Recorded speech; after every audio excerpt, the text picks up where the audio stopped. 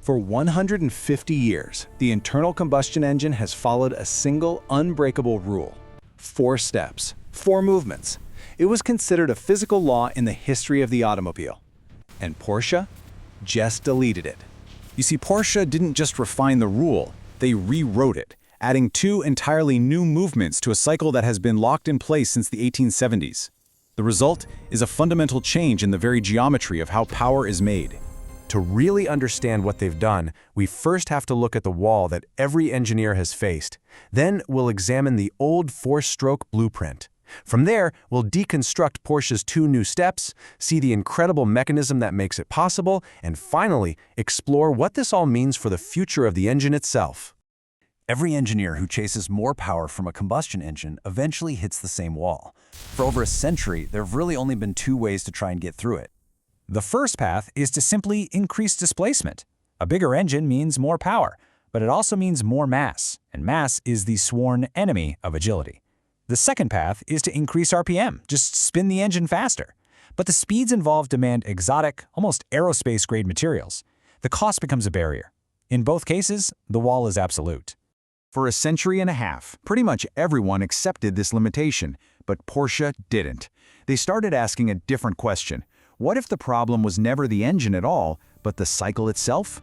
So to really grasp Porsche's breakthrough, we need to quickly look at that old blueprint. Now, a stroke is just one complete movement of the piston, either up or down. A traditional engine performs 4 of these movements to complete one cycle. First, intake. The piston moves down. Then, compression. The piston moves up. Then, power. The spark ignites, driving the piston down. And this is the only part of the cycle that actually creates forward motion. And finally, exhaust. The piston moves up again. 4 movements, 1 single power event. Then the whole thing just repeats. So this is the fundamental process that Porsche redesigned. And they didn't just alter it, they actually added 2 entirely new steps right inside that established sequence. Intake and compression, they're identical to the old way. The first power stroke happens exactly as you'd expect. But this is where the entire logic diverges. Instead of moving to exhaust, the piston rises again for a second compression, squeezing the leftover energy from that first explosion. Then a second spark fires. A second power stroke is created. Only then, on the 6th movement, do the exhaust gases finally leave. So now you have 6 strokes, but 2 power events per cycle.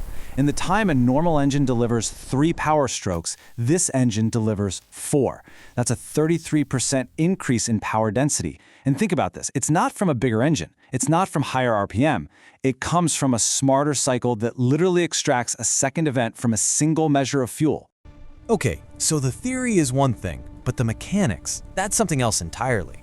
How do you actually make a piston, a component that's bolted into a fixed system, perform 6 strokes instead of 4? Well, the answer is something called a hypocycloidal crank assembly. You see, a normal crankshaft forces the piston in a very simple up and down motion. Porsche replaced this with a gear that rotates inside of a larger gear. The piston is attached to this inner gear, and as it spins, it traces this incredibly complex curve with 3 high points and 3 low points for every single revolution. The 6-stroke pattern is created by the geometry itself. It's almost pure mechanical inevitability. But that's only part of the solution. They use small ports in the cylinder wall, a technique borrowed from 2-stroke engines, to help clear out the exhaust gases. And to get the valves in sync with this new rhythm, the camshaft has to run at exactly 1/3 the speed of the crankshaft, not the usual 1/2. Every single component here requires a level of precision that makes a standard engine look, well, crude by comparison. So what does this actually mean in the real world? Well, the implications go far beyond just supercars. Let's consider the Porsche 911 GT3. That engine produces 500 horsepower, naturally aspirated.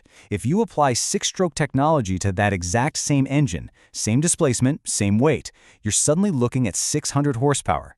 No turbochargers, no lag. Now, for the cars we drive every day, this technology means a 2-liter engine could produce the power of a 3-liter. Engines could become smaller, lighter, and much more efficient, using less material and lowering manufacturing costs. Oh, and because the piston's movement is no longer symmetrical, the sound it makes is described as incredibly complex, aggressive, and unlike anything ever heard from a road car. We're living through the single most dramatic shift in automotive history, and the general consensus is that the internal combustion engine is, well, finished. Porsche looked at that accepted narrative and simply chose to disagree. Not by clinging to the past, but by finding an unsolved problem inside of what everyone else assumed was a solved one. The four-stroke cycle was never perfect. It was just the only way we knew how to build it, until now. By solving this, Porsche has potentially extended the life of the internal combustion engine by decades. They've made it cleaner, more powerful, and more efficient at the exact moment the world was writing its obituary. This isn't nostalgia. This is engineering ambition of the absolute highest order. So the real story here isn't just the six-stroke engine.